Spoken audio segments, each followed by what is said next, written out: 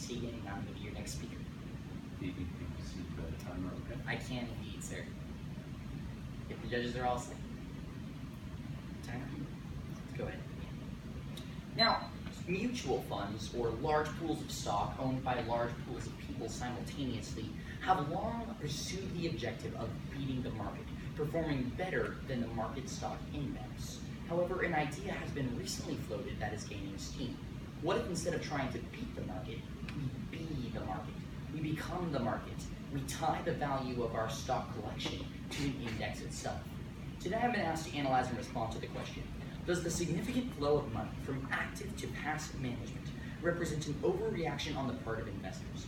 Now I'm going to answer this by saying no. Passive management of stock is actually a hugely viable option, and its investment in it is certainly warranted.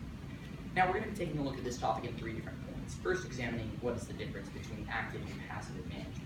Then in the next point, we're going to take a look at the benefits of active investing and see what those are, before in my third point taking a look at the benefits of passive investing and see how those actually outweigh the benefits of having a passive, actively managed fund.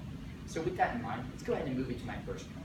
What is the difference between active and passive management of a stock exchange or stock index?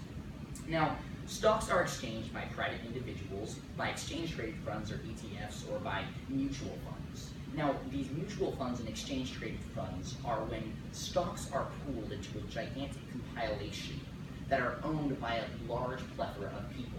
Everyone gives their money to the same investment company, and the investment company makes the same stock decision for all the people, and then everyone receives a return on their investment proportional to the amount of money that they contributed and the amount of money that the investment company has made in their speculations.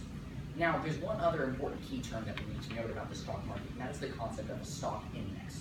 A stock index is a collection of various stocks. Some famous ones that you might have heard of are the S&P 500 or the Dow Jones, large assortments of stocks, all compiled into one body.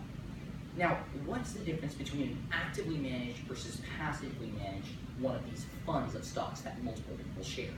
Well, the Christian Science Monitor explained it better than I ever could on March 16th when they wrote that in an actively managed fund, the decision is made by management on what stocks to buy. In a passively managed fund, the decisions in stocks are made by an external index. What does this mean? Well, basically, in an actively managed fund, you have a manager who is in charge of the stock index and is making decisions. You might have a team of managers who's analyzing the market and making speculations based on their own analysis and understanding. In a passively managed fund, they pick an index that they are going to try and beat, and then the investment company adds to their portfolio all of the stocks within that index. As a result, the worth of the investments of that company become entirely tied to that of the index that they are. So, active management has been recently seen as unpopular. There's been a major shift away from active investment and active management in stocks in recent times. For example, the Los Angeles Times reported on April 9th that many investors are pulling out from actively managed mutual funds, and Business Insider corroborated this on March 18th when they reported that there is in fact a $3 trillion shift underway away from mutual funds to passively managed funds. So people are moving away from these actively managed mutual funds and into passively managed funds. Now, why is this shift happening? We're going to be taking a look at this in my second and third points as we examine the benefits of active and passive management respectively. So we'll take these in order. Why is active management sometimes a good idea? Well, it allows for a lot of elasticity and flexibility and some ingenuity on the part of investment companies. For example, the Asia Times reported on April 27th that unconventional data sources have helped investors, active investors, beat the benchmark in Asia. The company BlackRock specifically used satellite imaging of China and ultimately used their extra knowledge that they had of China's economic growth and their development within their varying cities and construction projects specifically to cash in on China's unexpected growth this last quarter and the last year. So ultimately, this paid off very well for BlackRock.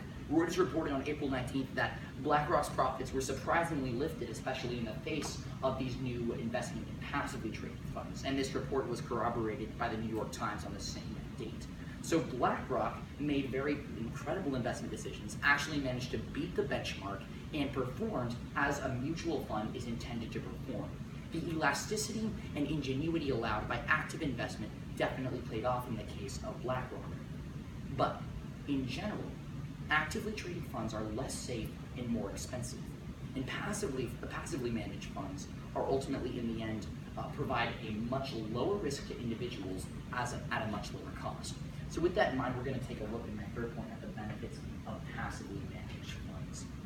The Economist reported on March 9th that in Britain, 0.15% of assets are taken in fees by investment companies, compared to 0.9% of assets taken in fees at actively managed funds. So the cost at a passively managed fund is already significantly lower, 0.15% of assets managed versus 0.9% of assets managed. And the fact of the matter is, companies like BlackRock aren't the norm in the investing industry.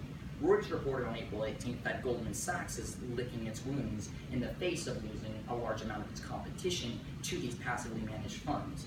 Why is this happening? Well, Christian Science Monitor noted on March 19th that passively managed funds, in addition to being cheaper, actually end up performing better. They cited a statistic that in 2016, 10% of active funds outperformed the benchmark. Now, bear in mind, the objective of an actively managed fund is to outperform the benchmark. Only 10% managed to do this. 90% of actively managed funds are underperforming for a higher cost and at a higher risk than passively managed funds. Now, passively managed funds require less of a startup cost, take less of your own money in fees, and ultimately in the end, while they don't produce the dramatic returns that we see in companies like BlackRock, do provide steady investment growth as long as the stock market is continuing to prosper, because they tie their value specifically to that of a specific stock index. So in conclusion, we've taken a look at the question: does the significant flow of money from active to passive management represent an overreaction on the part of money? We've seen how it certainly does not. The investment in passive management is totally warranted. Thank you very much.